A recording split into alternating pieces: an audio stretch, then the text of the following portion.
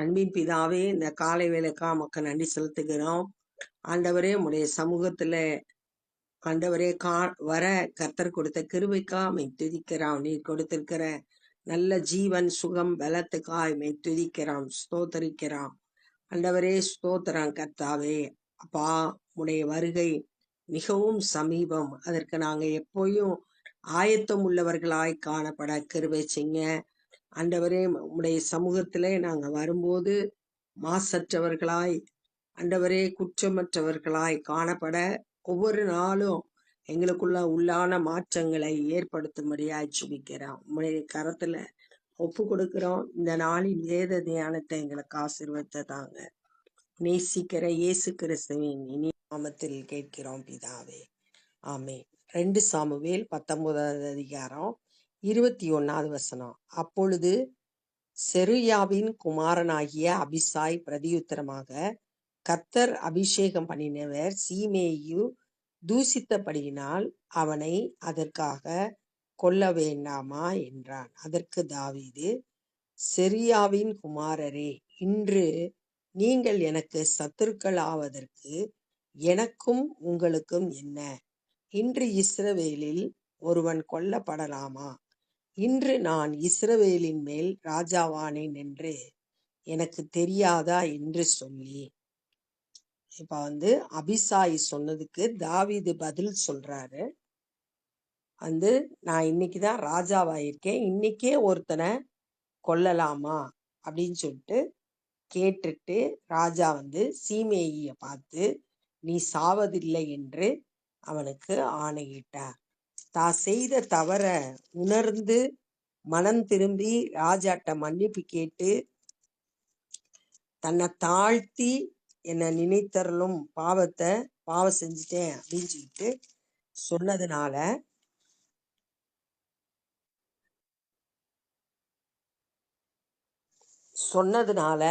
இங்க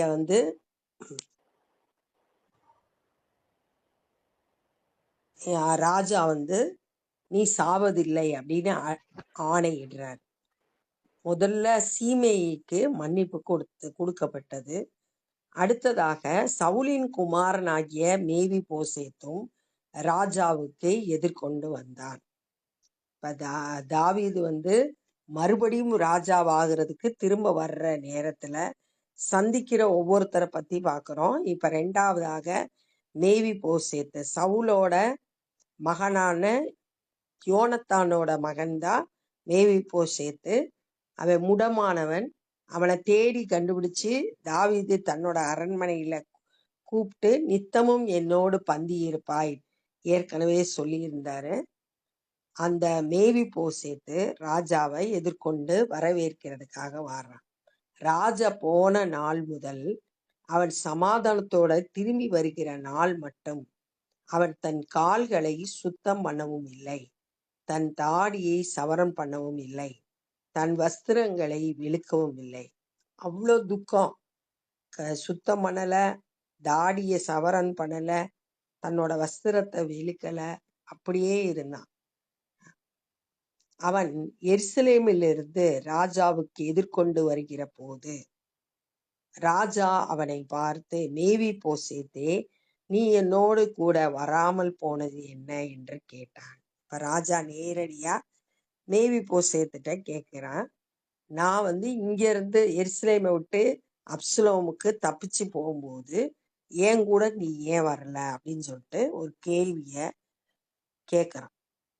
ஆனா இதற்கு முன்பாகவே 16வது அதிகாரத்துல தாவீது தன்னிடத்தில் வந்த மேவி போசேத்தின் வேலைக்காரனான சீபாட்ட கேட்கிறார், நீ மேவி போசேத்து எங்க அப்படின்னு கேட்கும்போது அவன் சொல்றான், 2 சாமுவேல் 16வது அதிகாரம் 3வது வசனம். சீபா ராஜாவை பார்த்து, எருசலேமில் இருக்கிறான், இன்று இஸ்ரவேல் வீட்டார் என் தகப்பனுடைய ராஜ்யத்தை என் வசமாய் திரும்ப பண்ணுவார்கள் என்றான். தகப்பனுடைய ராஜ்யத்தை, சவுலோட சந்ததி நான் தான் ராஜாவாகணும், என்கிட்ட திரும்பவுமா வரும்படி செஞ்சுட்டாரு அப்படின்னு சொன்னான்னு சொல்லிட்டு இந்த சீபா வேலைக்காரன் தாவீதுட்ட சொன்ன உடனே தாவீது சொல்றாரு, மேவி போசேத்துக்கு உண்டானதெல்லாம் உன்னுடையதாயிரும் அப்படின்னு சொல்லிட்டு அங்க ராஜா சொன்னதை நம்ம அங்க வாசிக்கலாம். அதைத்தான் இங்க இப்ப கேக்குறான், நீ ஏன் வரல என் கூட அப்படின்னு சொல்லிட்டு கேக்குறான். அதற்கு மேவி போசேத்து, ராஜாவாகிய என் ஆண்டவனே, என் வேலைக்காரன் என்னை மோசம் போக்கினான். வேலைக்காரன் ஷீபா, உமது அடியானாகிய நான் முடவனாய் இருந்தபடியால் ஒரு கழுதையின் மேல் சேணம் வைத்து அதன் மேல் ஏறி ராஜாவோட கூட போகிறேன் என்று அடியேன் சொன்னேன். உங்க கூட வரேன், கழுதை மேல ஏறி, ஏன்னா அவன் நடக்க முடியாது, அதனால கழுதை மேல ஏறி ராஜாவோட நான் போறேன்னு சொன்னேன். அவன் ராஜாவாகிய என் ஆண்டவரிடத்தில் வந்து உமது அடியான் மேல் வீண் பழி சொன்னான். அந்த வீண் பழிதான் அவன் தன்னை ராஜாவாக்க விரும்புகிறான் அப்படின்னு சொல்லி வீண் பழி சொன்னான். ராஜாவாகிய என் ஆண்டவனோ தேவனுடைய தூதனை போல இருக்கிறார். உமது பார்வைக்கு நலமாய் தோன்றுகிறபடி செய்யும். ஆனா ராஜாவுக்கு எல்லாம் தெரியும், தேவதூதனை போல இருக்கிறாரு, உங்க பார்வைக்கு எது சரியானதோ அதன்படி செய்யுங்க அப்படின்னு மேவி போஷித்து தாவீதிடத்துல சொல்றான். ராஜாவாகிய என் ஆண்டவனுக்கு முன்பாக என் தகப்பன் வீட்டார் எல்லாரும் சாவுக்கு ஏதுவாய் இருக்கிறார்களே ஒழிய மற்றபடி அல்ல. என் தகப்பன் வீட்டார் எல்லாம் சாவுக்கு ஏதுவான தண்டனைக்குரியவங்க தான், அதனால மற்றபடி எதுவும் கிடையாது, எனக்கு ராஜாவாகணும்ன்ற விருப்பம் கிடையாது அப்படிலாம் இல்லை. அவன் சொன்னதை மறுத்து பேசுறான். ஆனாலும் உமது பந்தியிலே சாப்பிடுகிறவர்களோடு உமது அடியேனை வைத்தீர். எந்த தகுதியும் இல்லாத என்னைய உங்களோடு கூட சாப்பிட வைத்தீர். இன்னும் நான் ராஜாவினிடத்தில் முறையிட இனி எனக்கு என்ன நியாயம் இருக்கிறது? ராஜாட்ட பேசுறதுக்கு என்கிட்ட என்ன இருக்கு அப்படின்னு சொல்லிட்டு அவன் சொல்றான். இதே மாதிரி நம்ம பாவத்துக்கு அடிமைப்பட்டு சாவுக்கு ஏதுவான, பாவத்தின் சம்பளம் மரணம், அந்த மரணத்துக்கு ஏதுவான நம்ம மேல இயேசு அன்பு வைத்து நம்மளை ரட்சித்து அவரோடு கூட பந்தி இருக்கும்படியா, அவரோடு ஐக்கியப்படும்படியா நம்மளை உயர்த்தி வச்சிருக்காங்க. இதெல்லாம் அதுக்கு நம்ம தகுதியே கிடையாது. ஆண்டவர் கிருபையா நம்மளை ரட்சித்து அவரோடு ஐக்கியப்படுத்தி இருக்கிறார். அப்பொழுது ராஜா அவனை பார்த்து, உன் காரியத்தை குறித்து அதிகமாய் பேசுவான் ஏன்? நீயும் சீபாவும் நிலத்தை பங்கிட்டுக் கொள்ளுங்கள் என்று நான் சொல்லுகிறேன் என்றான். ஏன் ரொம்ப பேசுற அப்படின்னு சொல்லிட்டு நீயும் ஷீபாவும் வேலைக்காரனான ஷீபாவும் பங்கிட்டு கொள்ளுங்கள் அப்படின்னு சொல்றான். ஆனா ஏன் நிலத்தை பங்கிட்டு கொள்ளுங்கள்னு சொல்றான்னா, 16வது அதிகாரத்துல 4வது வசனத்துல மேவி போசேத்துக்கு உண்டானதெல்லாம் உன்னுடையதாகும் அப்படின்னு சொல்லிட்டு அந்த வேலைக்காரனான சீபாவிட்ட ராஜா கட்டளையிட்டு இருந்தாரு. அதனால இப்ப அந்த நிலத்தை நீங்க 2 பேரும் பங்கிட்டு கொள்ளுங்கள்னு சொல்றான். அதுக்கு மேவி போசேத்து ராஜாவை நோக்கி, ராஜாவாகிய என் ஆண்டவன் சமாதானத்துடைய தம்முடைய வீட்டுக்கு வந்திருக்கும் போது அவனே எல்லாவற்றையும் எடுத்துக்கொள்ளட்டும், எனக்கு எதுவும் வேணாம். ராஜா மறுபடியும் ஆட்சிக்கு வந்துட்டாரு, தன்னோட வீட்டுக்கு சமாதானம் வந்துட்டாரு, அதுவே எனக்கு போதும், மற்ற எல்லாத்தையும் அவனே எடுத்துக்கொள்ளட்டும் அப்படின்னு சொல்லிட்டு சொல்றான். இப்ப அவனுக்கு ராஜாவோடு இருக்கிறதா மதிப்பு வாய்ந்தது அப்படின்றது அவனுக்கு தெரியுது. சொத்தெல்லாம் முக்கியம் இல்லை அப்படின்றது அவனுக்கு தெரிஞ்சது. ராஜாவோட அன்பு ரொம்ப முக்கியம்னு அவன் உணர்கிறான். லேயாத்தியனாகிய பர்சிலாவும் ரோஹிமிலிருந்து யோர்தான் மட்டும் ராஜாவை வழிவிட்டு அனுப்ப அவனோடு கூட யோர்தானின் துறை மட்டும் கடந்து வந்தான். அடுத்து 3வது ஆளை குறித்து இங்க நம்ம பார்க்கிறோம். சீமைய குறிச்சு பார்த்தோம், 2வது மேவி போஷேத்து, 3வது பர்சிலா. இந்த பர்சிலாவை குறிச்சு 17வது அதிகாரம் 2 சாமுவேல் 17ல 27ல இருந்து 29 வரைக்கும் சொல்லப்பட்டிருக்கு. மக்னாயிம்ல தாவீது இருந்தபோது இந்த பர்சிலா இன்னும் 2 பேர் சேர்ந்து மெத்த, மண்பாண்டம், கோதுமை, வார்கோதுமை, வறுத்த பயிறு, சிறு பயிறு, வெண்ணெய், தேன், ஆடு, பால் கட்டி இதெல்லாம் தாவீதுக்கு கொண்டு வந்து கொடுத்து பராமரித்து வந்தான் அப்படின்னு சொல்லிட்டு அங்க சொல்லப்பட்டிருக்கு. பெரிய பணக்காரன். ஆனா தன்னுடைய பணத்தை தேவ பிள்ளைகளுக்கு, தேவையுள்ளவர்களுக்கு செலவழிக்கிற ஒரு நல்ல குணம் உள்ளவன். இப்ப அவன் தாவீதை பார்க்க வர்றான்.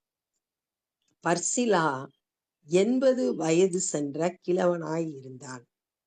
ராஜா மக்னாயிமிலே தங்கியிருக்கும் மட்டும் அவனை பராமரித்து வந்தான். அப்சலோமுக்கு தப்பிச்சு ஓடி போய் மக்னாயிம்ல இருக்கிற நாட்கள்ல இவன் தேவைகளை சந்திச்சான். அவன் மகா பெரிய மனுஷனாய் இருந்தான். பெரிய பணக்காரன். ராஜா பர்சிலாவை நோக்கி, நீ என்னோடு கூட கடந்து வா, எருசலேமில் உன்னை என்னிடத்தில் வைத்து பராமரிப்பேன் என்றான். என் கூட எருசலேமுக்கு வந்துரு, நான் உன்னைய பராமரிக்கிறேன், பார்த்துக்கிறேன் அப்படின்னு தாவீது பர்சிலாவை கூப்பிடுறான். பர்சிலா ராஜாவை நோக்கி, நான் ராஜாவோடு கூட எருசலேமுக்கு வர நான் இன்னும் உயிரோடு இருக்கும் ஆயுசின் நாட்கள் எம்மாத்திரம். எனக்கு 80 வயசாயிடுச்சு, இன்னும் நான் கொஞ்ச நாள் தான் இருக்க போறேன். ராஜா கூட வந்து இருக்கிறதுக்கு ஆயுசு நாட்கள் எம்மாத்திரம் அப்படின்னு கேட்கிறான். இப்பொழுது நான் 80 வயதுள்ளவன். இனி நலமானது இன்னதென்றும் தீதானது இன்னதென்றும் எனக்கு தெரியுமா? எது நல்லது எது தீமையானது எனக்கு தெரியுமா? புசிக்கிறதும் குடிக்கிறதும் உமது அடியானுக்கு ருசிகரமாய் இருக்குமோ? வயதான காலத்துல எல்லாத்தையும் சாப்பிட முடியாது, அது டேஸ்ட் இல்லாம போயிடுச்சு. அதனால ராஜ அரண்மனையில இருக்க விதவிதமான உணவுகளை நான் சாப்பிட முடியுமா? சங்கீதக்காரிகளுடைய சத்தத்தை இனி கேட்க கூடுமா? நாக்குல சுவை இல்லாம போயிடுச்சு. அடுத்து காதுல சங்கீதக்காரிகள் பாடுகிற சத்தத்தை கேட்க முடியுமோ? காதும் பிரச்சனை ஆயிடுச்சு. அமைதியா இருக்கிறதே விரும்பக்கூடிய நாட்கள் ஆயிடுச்சு. உமது அடியானாகிய நான் இனி ராஜாவாகிய என் ஆண்டவனுக்கு பாரமாய் இருக்க வேண்டியது என்ன? வயதான காலத்துல ராஜாவுக்கு நான் பாரமாய் இருக்கக்கூடாது அப்படின்னு சொல்லிட்டு சொல்றான். அடியேன் கொஞ்ச தூரம் யோர்தான் மட்டும் ராஜாவோட கூட வருவேன். அதற்கு ராஜா, இவ்வளவு பெரிய உபகாரத்தை எனக்கு செய்ய வேண்டியது என்ன? நான் என் ஊரிலே மரித்து என் தாய் தகப்பன்மார் கல்லறையில் அடக்கம் பண்ணும்படிக்கு உமது அடியேன் திரும்பி போகட்டும். வயசாயிருச்சு, நான் மரிச்சு தாய் தகப்பனோட கல்லறையிலே அடக்கம் பண்ணணும், அதனால நான் என் ஊருக்கு திரும்பி போயிடுறேன் அப்படின்னு சொல்லிட்டு கேட்கிறான். ஆனாலும் இதோ உமது அடியானாகிய கிம்காம் ராஜாவாகிய என் ஆண்டவரோடு கூட வருவான். ஆனா என்னுடைய மகனான கிம்காம் உங்க கூட வருவான் அப்படின்னு சொல்லிட்டு தன்னுடைய மகனுக்காக பர்சிலா பரிந்து பேசுறார். ராஜா அரண்மனைக்கு கூட்டிட்டு போகும்படி உம்முடைய பார்வைக்கு நலமானபடி அவனுக்கு செய்யும் என்றான். அப்பொழுது ராஜா, கிம்காம் என்னோட கூட வரட்டும், உன் பார்வைக்கு நலமானபடியே நான் அவனுக்கு நடப்பித்து நீ என்னிடத்தில் வேண்டிக் கொண்டவைகள் எல்லாம் நான் உனக்கு செய்வேன். நீ என்னென்ன வேண்டிக் கொண்டாயோ அதெல்லாம் நான் உனக்கு செய்யறேன். கிம்காம என்னோட கூட்டிட்டு போறேன் அப்படின்னு சொல்லிட்டு சொல்றான். ஜனங்கள் எல்லாரும் யோர்தானை கடந்த போது ராஜா பர்சிலாவை முத்தமிட்டு அவனை ஆசீர்வதித்து தானும் கடந்து போனான். அவனோ தன்னிடத்திற்கு திரும்பி போய்விட்டான். ராஜா முத்தமிட்டு ஆசீர்வதிச்சு அவனை அனுப்பி விட்டான். அவன் தன்னோட இடத்துக்கு போயிட்டான். ராஜா எருசலேமுக்கு கடந்து போறார். ராஜா கடந்து கில்கால் மட்டும் போனான். கிம்காம் அவனோடு கூட கடந்து வந்தார்.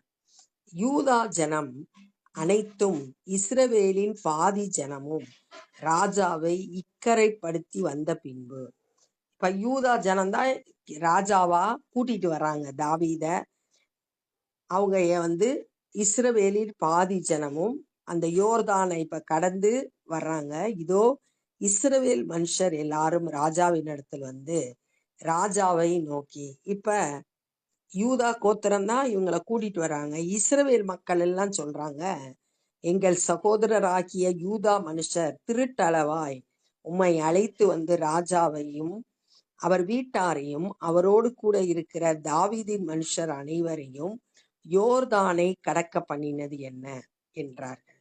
யூதா மனுஷர் மட்டும் எப்படி ராஜாவை அவர் வீட்டார அவரோடு இருந்த ஜனங்களை யோர்தானை கடக்க பண்ணி கூட்டிட்டு வர்றது எப்படி அப்படின்னு சொல்லிட்டு இஸ்ரவேலர் கேட்கிறாங்க. அப்பொழுது யூதா மனுஷர் எல்லாரும் இஸ்ரவேல் மனுஷருக்கு பிரதியுத்தரமாக, ராஜா எங்களை சேர்ந்தவரானபடியால் இதை செய்தோம். ராஜா வந்து யூதா கோத்திரம் தாவீது எங்க கோத்திரன்றதுனால நாங்க போய் கூட்டு வந்தோம். இதற்காக நீங்கள் கோபிப்பான் ஏன்? நாங்கள் ராஜாவின் கையில் ஏதாகிலும் வாங்கி தின்றோமோ? எங்களுக்கு வெகுமானம் கொடுக்கப்பட்டதோ என்றார்கள். ஏதோ ராஜா கொடுத்து நாங்க வாங்கி சாப்பிட்டோமா, அல்லது எங்களுக்கு கிஃப்ட் ஏதாச்சும் கொடுத்தாரா? அதெல்லாம் ஒண்ணும் இல்லையே. அப்புறம் எதுக்கு இப்படி சொல்றீங்க, ஏன் கோவப்படுறீங்க அப்படின்னு கேட்கிறான். இஸ்ரவேல் மனுஷரோ யூதா மனுஷருக்கு பிரதியுத்தரமாக, ராஜாவினிடத்தில் எங்களுக்கு 10 பங்கு இருக்கிறது. உங்களை பார்க்கிலும் எங்களுக்கு தாவீதினிடத்தில் அதிக உரிமை உண்டு. பின்னே ஏன் எங்களை அற்பமாய் எண்ணினீர்கள்? எங்கள் ராஜாவை திரும்ப அழைத்து வர வேண்டும் என்று முந்தி சொன்னவர்கள் நாங்க தான் முதல்ல சொன்னோம் ராஜாவை கூட்டு வரணும்னு. எங்களுக்கு தான் அதிக உரிமை இருக்கு அப்படின்னு சொல்லிட்டு சொன்னாங்க. ஆனாலும் இஸ்ரவேல் மனுஷரின் பேச்சை பார்க்கிலும் யூதா மனுஷரின் பேச்சு பலத்தது. இஸ்ரவேலரை விட யூதா கோத்திரம் சொன்ன பேச்சு தான் பலமா இருந்தது. ஏன்னா தாவீது வந்து யூதா கோத்திரத்தை சார்ந்ததுனால அவங்க வந்து சேர்த்து கொண்டாங்க அப்படின்றத பார்த்தோம். அப்ப இந்த நாள்ல என்ன கற்றுக்கொண்டோம் அப்படின்னா, ஃபர்ஸ்ட் வந்து ராஜா எருசலேமுக்கு திரும்பி வரும்போது, தாவீது திரும்பி வரும்போது முதல்ல சந்திக்கிறது சீமேயி. தூஷித்த சீமேயி வந்து தன்னுடைய தவற உணர்ந்து மன்னிப்பு கேட்கிறான். அப்ப வந்து அபிஷாய் சொல்றான், இவன் ராஜாவை வந்து தூஷித்ததுனால இவனை கொலை செய்யணும்னு சொல்லும்போது, தாவீது வந்து இல்ல, இன்னைக்கு நான் இஸ்ரவேலின் மேல ராஜாவாயிருக்கேன், அதனால அவனை கொல்லக்கூடாது, சீமையை பார்த்து நீ சாக மாட்ட அப்படின்னு முதல்ல சொல்றாரு. அடுத்து சந்திச்சது மேவி போஷேத்து. நீ என் கூட ஏன் வரலன்னு ராஜா கேட்டபோது, வேலைக்காரன் வந்து என்னை ஏமாத்திட்டான், நான் ராஜா கூட வர்றேன்னு தான் சொன்னேன் அப்படின்னு சொல்லிட்டு தன்னுடைய நிலைமைய விலைக்கு சொல்றான். ஆனா ராஜா வந்து உடனே வந்து உன்னோட வேலைக்காரனோட நிலத்தை பங்கிட்டு கொள்ளு அப்படின்னு சொல்றாரு.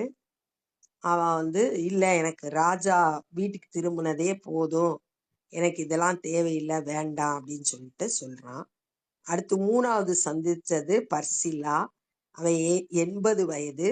அவன் தாவீது மக்னாயிமில இருந்த போது பராமரித்தவன். அவனை பார்த்து நீ என் கூட எருசலேமுக்கு வான்னு தாவீது கூப்பிடுறாரு. ஆனா வந்து அவர் சொல்றாரு, 80 வயசு ஆயிடுச்சு, இனிமேல் விதவிதமா சாப்பிட முடியாது, பாட்டு கேட்க முடியாது, ராஜ அரண்மனையில இருந்து என்னை பராமரிக்கும் போது உங்களுக்கு ரொம்ப பாரம் ஆயிரும், அதனால நான் என் ஊருக்கு போய் அங்க மரித்து தாய் தகப்பனோட கல்லறையில அடக்கம் பண்ணும்படியா நான் திரும்பி போறேன், ஆனா என்னுடைய குமாரனாகிய கிம்காமா உங்களோட கூட்டிட்டு போங்கன்னு சொன்ன உடனே ராஜா சரின்னு சொல்லிட்டு தன்னோட கிம்காமா கூட்டிட்டு போறாரு. யூதா ஜனங்கள் தான் தாவீத திரும்ப கூட்டிட்டு வர்றாங்க. இதை கேள்விப்பட்ட இஸ்ரவேல் மக்கள் வந்து சொல்றாங்க, நீங்க எப்படி ராஜாவை நீங்க மட்டும் கூட்டு வரலாம், நாங்க தான் முதல்ல கூட்டு வரணும்னு நினைச்சோம் அப்படின்னு சொல்லும்போது யூதா மனுஷர் சொல்றாங்க, நீங்க ஏன் கோபிக்கிறீங்க, அவர் வந்து யூதா கோத்திரம் எங்களை சார்ந்தவர், அதனாலதான் நாங்க கூட்டிட்டு வந்தோம். நாங்க எதையும் அவர் கையில இருந்து வாங்கல, எந்த கிஃப்டும் நாங்க பெற்றுக்கொள்ளல அப்படின்னு சொல்லிட்டு யூதா கோத்திரத்தின் மக்கள் சொல்றாங்க. இஸ்ரவேலர் நாங்க தான் முதல்ல கூப்பிடணும்னு நினைச்சோம், எங்களுக்கு தான் அதிக உரிமை இருக்கு, நீங்க எங்களை அற்பமா என்றீங்க அப்படின்னு சொல்லிட்டு சொல்றாங்க. ஆனா இஸ்ரவேலருடைய பேச்சை விட யூதா மனுஷரோட பேச்சு பலத்தது அப்படின்றத இந்த நாள்ல தியானித்தோம். இப்ப நம்ம ஜெபம் பண்ண போறோம். அன்பின் பிதாவே, உமக்கு நன்றி செலுத்துகிறோம். ஆண்டவரே, மை ஸ்தோத்தரிக்கிறோம், துதிக்கிறோம். தகுதியற்ற எங்களையும் கூட ஆண்டவரே நேசித்து உம்மோடு சேர்த்து கொண்டீர். அதற்காமை துதிக்கிறோம், ஸ்தோத்தரிக்கிறோம், நன்றி செலுத்துகிறோம். விலையேற பெற்ற இரத்தத்தை சிந்தி எங்களை மீட்டு கொண்டீரப்பா. எங்களை உம்மோடு ஆண்டவரை ஐக்கியப்படுத்தினீர். ஆண்டவரே, இரக்கம் காட்டினீர், உம்மோடு சேர்த்து கொண்டீர். அதற்காக துதிக்கிறோம். இந்த நாள்ல சுவிசேஷ பணி செய்கிற ஒவ்வொருவரையும் கரத்தில் எடுத்து பயன்படுத்துங்க. அநேகர் சத்தியத்தை அறிந்து விடுதலை பெற்றுக்கொள்ள கிருபை தாரும். நாங்களும் உடைய ராஜ்ய பணியிலே எங்களால் இயன்றதை செய்ய எங்களை அர்ப்பணிக்கிறோம். நேசிக்கிற இயேசு கிறிஸ்துவின் இனிய நாமத்தில் கேட்கிறோம் பிதாவே, ஆமே. என் ஆத்துமாவை கர்த்தரை ஸ்தோத்திரி, முழுவலுமே பரிசுத்த நாமத்தை ஸ்தோத்திரி. என் ஆத்துமாவை கர்த்தரை ஸ்தோத்திரி, கர்த்தர் செய்த சகல உபகாரங்களை மறவாதே. ஆமே. God bless you.